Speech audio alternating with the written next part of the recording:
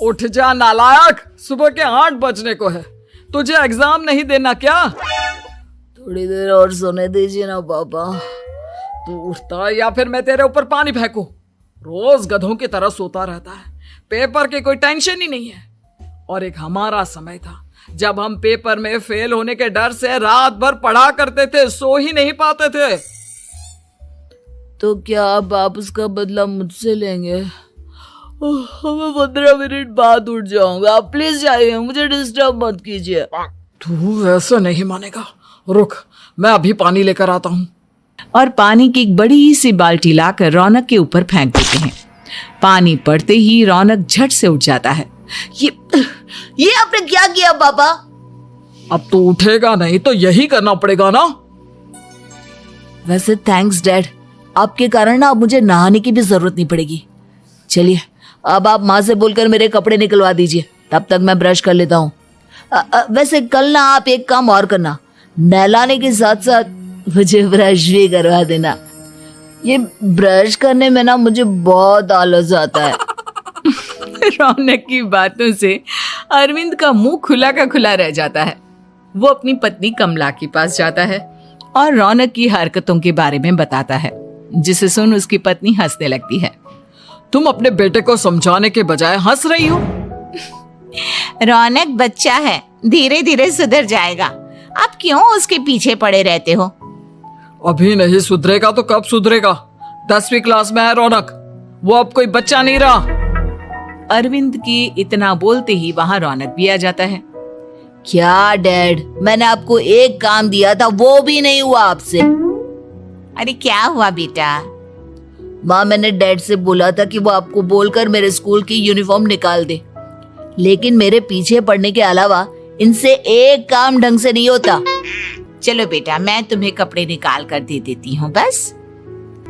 ऐसे ही साल पर साल बीतते जाते हैं, लेकिन रौनक के रवैये में कोई बदलाव नहीं आता। वो पहले से भी ज्यादा आलसी और पूरी तरह अपने माता पिता पर निर्भर हो जाता है। 2 साल बाद पता नहीं कहाँ गायब रहता है पूरे दिन, अब तक तो आ जाना चाहिए था।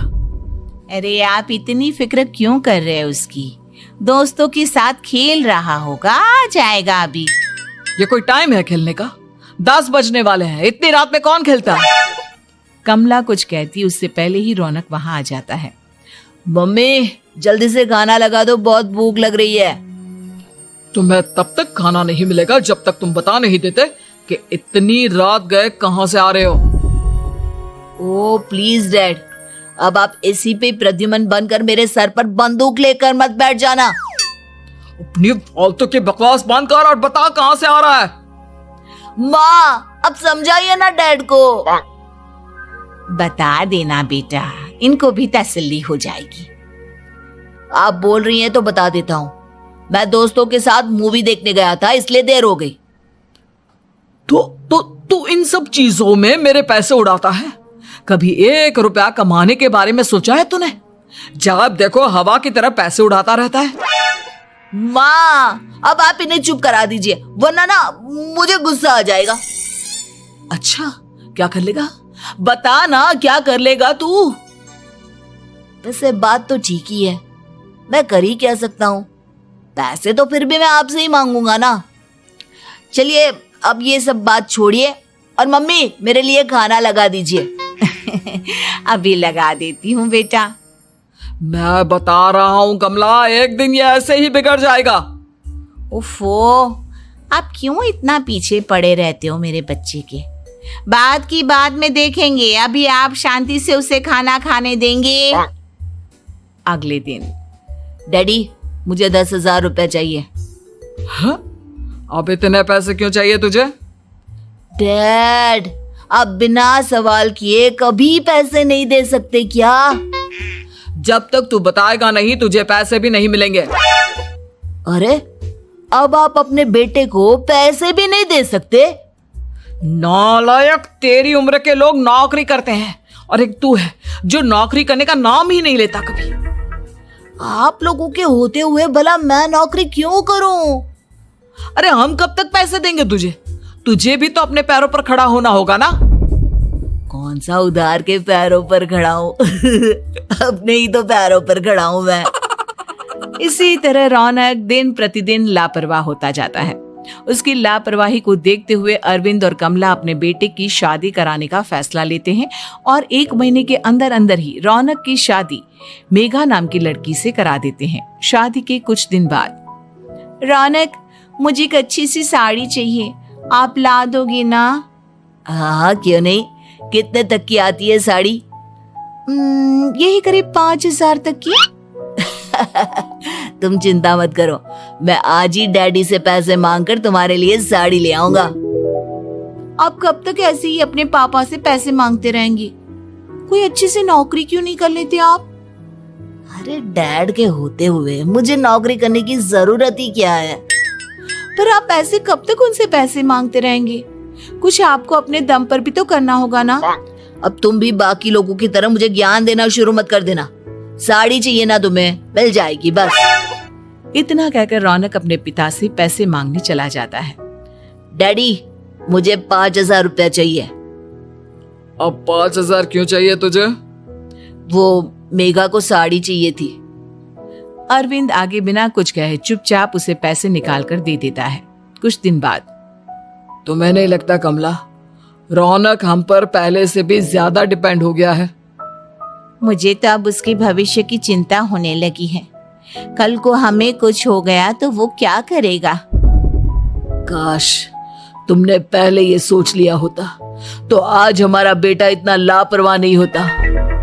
तब मुझे कहाँ पता था कि मेरा लाड़ प्यार उसे इतना बिगाड़ देगा कि वो इस हद तक लापरवाह बन जाएगा। कोई बात नहीं, अभी भी देर नहीं हुई। मुझे पता है उसे कैसे सुधारा जा सकता है। कैसे? अरविंद कुछ कहता उससे पहले रौनक वहां आ जाता है और पैसों के लिए हाथ फैलाने लगता है। डैड, मैं और मेघा बाहर घूमने जाना चाहते हैं। अरे वाह, ये आज सूरज कहाँ से निकला है? Dad please. अच्छा चलो अब मुद्दे की बात करो। मुझे अब 25,000 चाहिए। अब तुम्हें 1 रुपया भी नहीं मिलने वाला। अगर तुम्हें पैसों की इतनी ही जरूरत है तो कोई ढंग की नौकरी कर लो। मम्मी, आप कुछ कहिए ना डैड को। बेटा, वो गलत क्या बोल रहे हैं?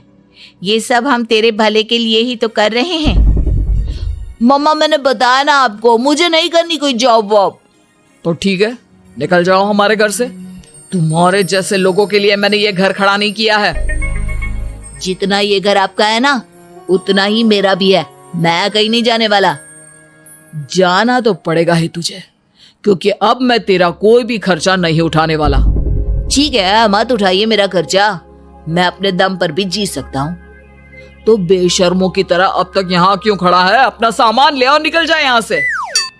रौनक पैर पटकते हुए वहां से चला जाता है। घर से निकालना जरूरी है क्या उसे? बिना पैसों के कौन रखेगा उसे किराए पर? अगर उसका भविष्य सुधारना है तो हमें अपने दिल पर पत्थर रखकर ये कदम उठाना ही होगा। दोनों बात कर रहे होते हैं कि रौनक अपनी पत्नी के साथ एक बड़ा सा बैग लेकर घर से निकल जाता है, लेकिन घर से बाहर उसे कोई भी मुफ्त में अपने घर किराए पर नहीं रखता। अंत में थक हार कर वो फिर से अपने घर चला जाता है। क्या हुआ? थोड़ी देर पहले तो दहाड़ते हुए घर से निकला था, अब क्या हुआ? नहीं रखा ना किसी ने तुझे किराए पर? डैड प्लीज, मैं कुछ दिनों में कोई अच्छी सी नौकरी शुरू कर दूंगा। आप तब तक तो हमें रख लीजिए प्लीज। सुबह से रात हो चुकी है लेकिन कोई हमें रखने को राजी नहीं है। अब आप ही बताइए, इतनी रात को मैं मेघा को लेकर कहाँ जाऊंगा? ठीक है, बहू की वजह से मैं तुझे घर पर रख रहा हूँ, लेकिन तू इस घर में एक बेटे की नहीं बल्कि एक किराएदार की हैसियत से रहेगा। 3 महीने है तेरे पास। इन 3 महीनों के अंदर अंदर मुझे तेरी पहली तनख्वाह हाथ में चाहिए, समझ गया? पक्का डैड, इन 3 महीनों के अंदर अंदर तो कोई बढ़िया सी नौकरी ढूंढ ही लूंगा मैं। ऐसे ही धीरे धीरे समय बीतने लगता है और अरविंद के दिए 3 महीनों में से 2 महीने बीत चुके होते हैं। पापा जी ने हमें 3 महीने दिए थे, जिसमें से 2 महीने तो बीत चुके हैं। अब ये आखिरी महीना बचा है। अरे तुम चिंता मत करो, आज मेरा ना 2 जगह इंटरव्यू है, दोनों में से कहीं ना कहीं तो जॉब लगी जाएगी। अच्छा, all the best. Raunak interview के लिए निकल जाता है। जिसके बाद शाम में रौनक घर आता है। कैसा गया इंटरव्यू? आपकी नौकरी लगी या नहीं? अरे पहले सांस तो ले लेने दो अच्छे से। बताइए ना, मुझसे तो जरा भी इंतजार नहीं हो रहा है। वो दरअसल बात यह है कि मेरी नौकरी तो लग चुकी है, लेकिन पैसे बहुत कम है। कितने पैसे हैं? 15,000। इतने में अरविंद और कमला मिठाई का डिब्बा लेकर आ जाते हैं। बधाई हो बेटा। हम जानते थे तेरी जॉब जरूर लगेगी। लेकिन मेरी सैलरी बहुत कम है मम्मा। कम है तो क्या हुआ, धीरे धीरे बढ़ जाएगी। हाँ बेटा, हम तो बस चाहते थे कि तू अपने पैरों पर खड़ा हो जाए। मतलब अब आप मुझे घर से नहीं निकालेंगे? नहीं, ये सब हमने तुझे जिम्मेदार इंसान बनाने के लिए किया था। Thank you mummy papa. अगर आप दोनों ऐसा नहीं करते तो मुझे कभी अपनी जिम्मेदारियों का एहसास तक नहीं होता। आज आपने मुझे सिखा दिया कि इंसान का अपने पैरों पर खड़ा होना भी जरूरी होता है। इतना कहकर रौनक झट से अपने माता पिता के गले लग जाता है और अपनी कमाई की पहली तनख्वाह वो अपने माता पिता के हाथ में सौंपता है। इस तरह रौनक एक गैर जिम्मेदार व्यक्ति से एक जिम्मेदार व्यक्ति बन जाता है।